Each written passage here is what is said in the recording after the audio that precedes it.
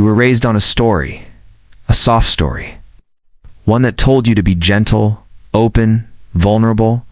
They sold it with sweet words. Be her protector. Be her provider. Be her peace. Right. They told you women want a good man. A man who listens, who shares his feelings, who gives his all. But here you are, confused, ignored, abandoned. Watching the same woman who once clung to your presence now lose her mind over a guy who doesn't even bother to text her back. And deep down you feel it. That itch of betrayal. That quiet whisper saying, none of this works. Because it doesn't. Not in the real world. Calvin Reed didn't write women magic lore for men who still believe in the Disney version of romance. He wrote it for the man who's been ghosted, drained, used, left wondering why being good got him nowhere. He wrote it for the man who is finally ready to stop pretending and see the game for what it really is. Here's the truth. Most people are too afraid to say out loud. Women don't fall in love with goodness.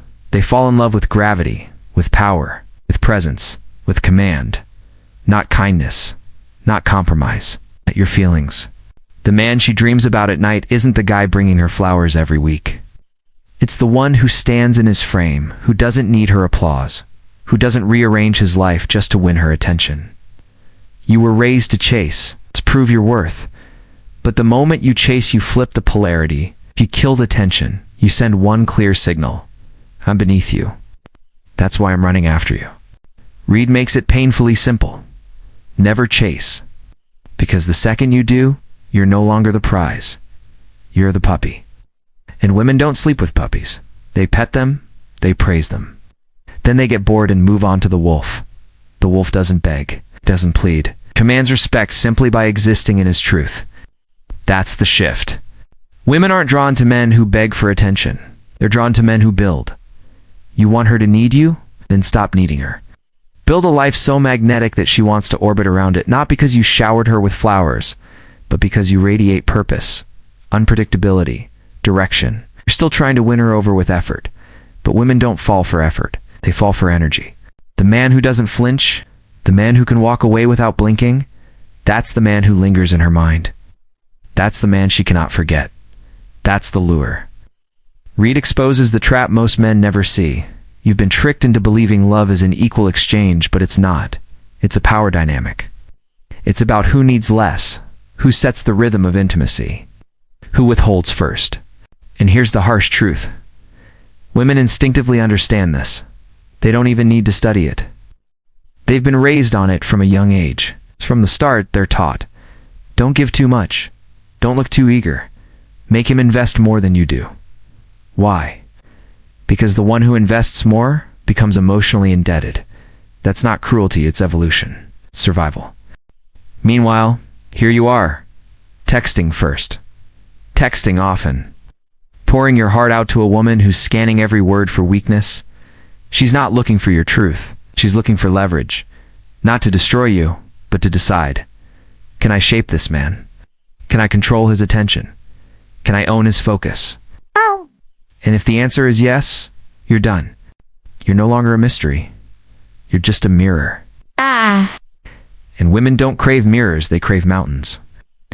Here's what women magic lore teaches that most men never understand. Opening up too early isn't vulnerability. It's volunteering for psychological disarmament. You think you're building closeness? What you're really doing is handing her your manual, your insecurities, your needs, your wounds all, mapped out in detail. Once she has it, the chase is over. Not because she's cruel, but because your mystery is dead. Women aren't wired to crave certainty. They're wired to respond to uncertainty with desire, not chaos. But masculine unpredictability. The calm man who reveals little, the man who leads with presence, not paragraphs, that's the one who gets under her skin. That's the one who makes her think at night. Why can T.I. stop imagining him? You think connection comes from confession? That the more you tell her, the more she'll trust you. But women don't trust words. They trust energy. They trust presence. They trust boundaries. They trust the man who doesn't flinch when she tests him, when your energy screams, please choose me. She doesn't feel admiration. She feels repulsion. Not because she's shallow, but because biology punishes need. Need smells like survival. It signals weakness, it says. I need you to validate me. I need you to complete me. I need you to fix what I won't fix myself. That's not love. That's dependence, dressed up as romance. And women, they know the difference. Might not put it into words, but their instincts scream it. Here's the brutal irony. When you worship her, you actually make her feel less safe. And because you hand over the very thing she craves, most emotional authority. And once you do that, you're not her man anymore. You're her project.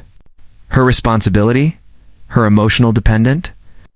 And no woman wants to feel like the man in the relationship. She might play that role for a while, but over time she'll resent it. She'll test you. She'll provoke you. Not because she wants to destroy you, but because she's silently begging you to show a spine, to fight back, to set boundaries, to stop folding. Reed says it clearly. The moment she knows she can control you emotionally, you've already lost her sexually. Because desire doesn't live in comfort. Desire lives in polarity, lives in the masculine frame, in direction. In the man who doesn't just react to her moods, but anchors her through them. That's the secret you were never taught in school, in therapy, or in media. Attraction isn't about emotional equality. It's about primal energy. Primal doesn't care about fairness. It cares about instinct. She tests you not because she hates you, but because she needs to feel your strength. She pulls away, not to abandon you, but to feel your pull. She pushes boundaries not to break them, but to check if they're real. Every silence, every argument, every emotional swing. It's not punishment. It's measurement. She's measuring you. Women don't fall for perfect men. They fall for immovable ones. The man so grounded in himself, so unbothered by her storms, that she finally feels something rare, masculine security, not the fake kind, not the alpha act, but the calm, unshakable kind that says, I am enough with or without you. I want you, but I don't need you. That's the dividing line between the men who chase and the men who win. It's the man who wants, but doesn't need, is the man who chooses from abundance. And women can feel that difference instantly. Calvin Reed hammers this point home. Your abundance is your leverage. When a woman senses that your life is already full of mission, purpose, movement, options, her mind attaches not to what you say, but to what you don't say, not to what you reveal, but to what you withhold. It's the mystery she can't unravel. It's the life she can't control. That's when the questions start spinning in her head. Where does he go? Who does he spend time with? Isn't he obsessed with me like the others? And in that space, you stop being the chaser and become the lure. Not because you played games, because you stopped making her the prize and became the prize yourself. Most men do the opposite. They meet a beautiful woman and instantly surrender. They rearrange their schedules, cancel their priorities, bend their boundaries, hand over their crown before she's even earned the right to step into their kingdom. And then, when she loses interest, they sit there heartbroken asking, why did she leave? But what did you expect? You gave her everything before she invested anything. Here's the reality. Women don't respect access that comes without effort. They respect gates, standards, boundaries, challenges. Reed doesn't say, be rude. He says, be rare. Rare in your availability. Rare in your silence. Rare in your need for emotional reassurance. Because when you become the man who doesn't need to speak to be understood, you become unforgettable. Women have already seen men who flood them with attention. They've already had compliments thrown at them like confetti. What they haven't seen is the man who sees through them, not just at them. That's the man who rattles them. It's the man who redefines their taste. That's the man who dose and tea follow the rules of attraction. He is the rule. This is what no one tells you in school, in therapy, or on your social feeds because it shatters the illusion you were raised on. You're not failing because you're too emotional. You're failing because you gave away your edge. Reed calls it the erosion of masculine polarity.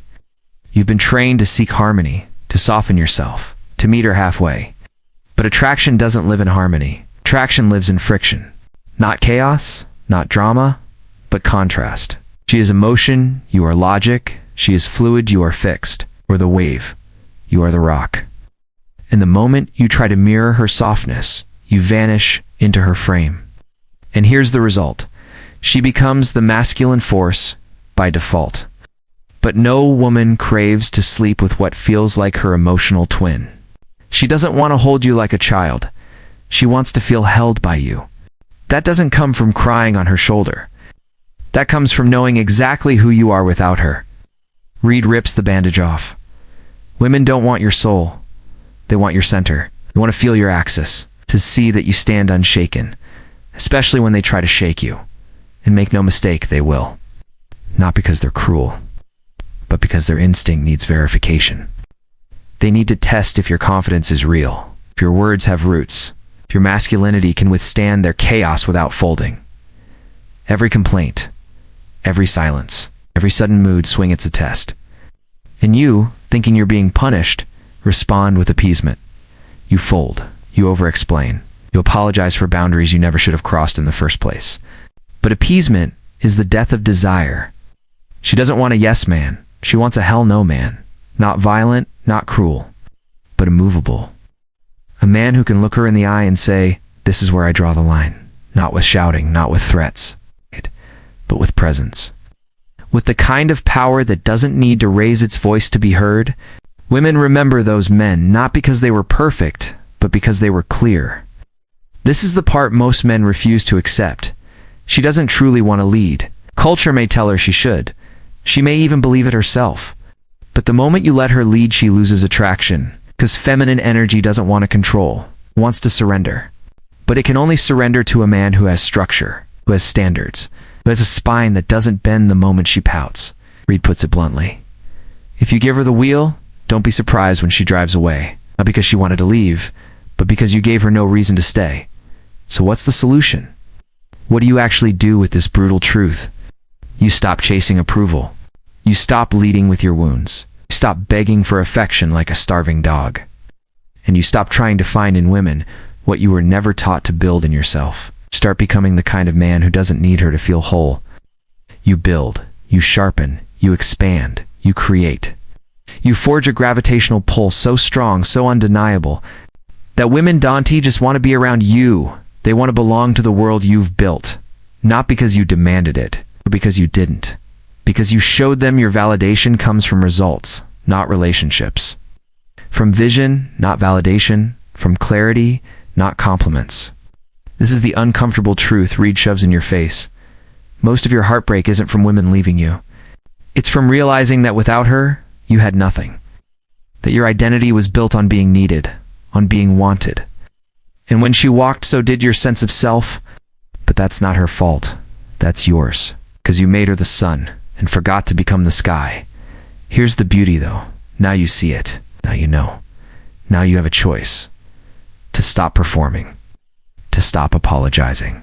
To stop trading your power for scraps of affection. Now you get to reclaim your center. When you detach with presence, when you lead without needing approval, when you learn to say no without guilt and yes without fear, you become dangerous. Not reckless. Not cruel. But free. Here's the truth. Most men never reach because they get stuck in bitterness, in blame, in brokenness. Women are not the problem. Your illusion of women is the problem. The moment you stop needing her to complete, you become complete. Not in some fluffy self-help, just love yourself way, but in a fire-forged reality where your worth is rooted in who you are, not in who validates you. When you reclaim your center, you stop negotiating for scraps. When you detach with presence, you stop apologizing for existing. When you lead without explanation, you stop waiting for permission. When you learn to say no without guilt and yes without fear, you step into a version of yourself that is undeniable. That's when you become dangerous. Not dangerous because you harm, but because you can't be controlled. And that's when women see you differently. Not as a project, not as a puppy, but as a man who moves through life on his own terms.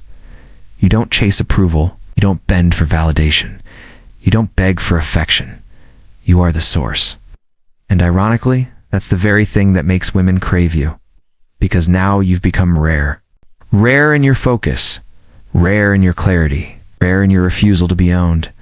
Reed is ruthless about this. Stop trying to manipulate women. Stop trying to outgame them. Stop trying to hack your way into attraction with fake tactics. That's not the point. The point is to stop being manipulated by your own fantasies. The fantasy that if you just give enough, if you just open up enough, if you just play the good guy script hard enough, you finally earn what you want. That illusion is your prison. Reed rips it to pieces. The real move isn't to hate women. It's to see them clearly. To understand that attraction isn't built on what's fair, but on what's primal.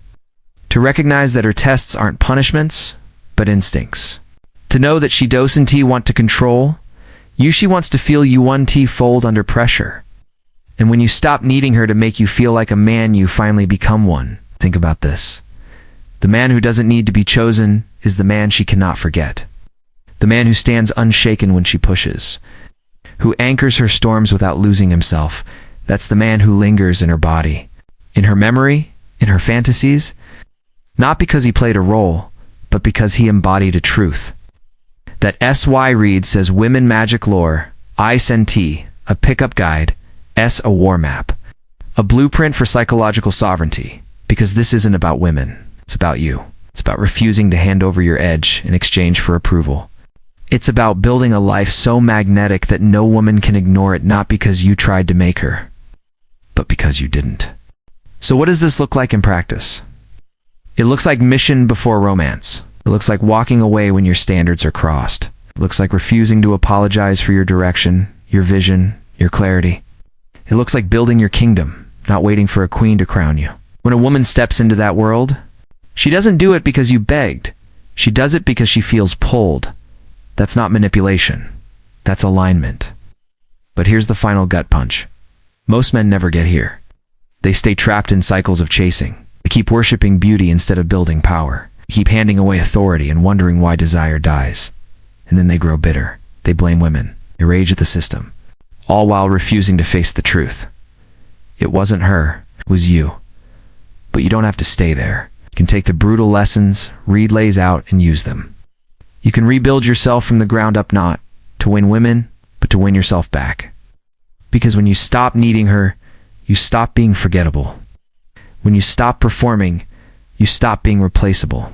And when you start walking like a man who doesn't chase, speaking like a man who doesn't fear silence, and loving like a man who doesn't beg you, stop playing the game entirely. You become the man the game revolves around.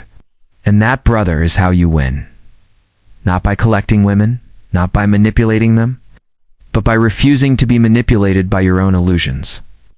By reclaiming your center, by embodying presence, by leading without apology. That's when she can't ignore you. That's when she can't control you. That's when she can't forget you.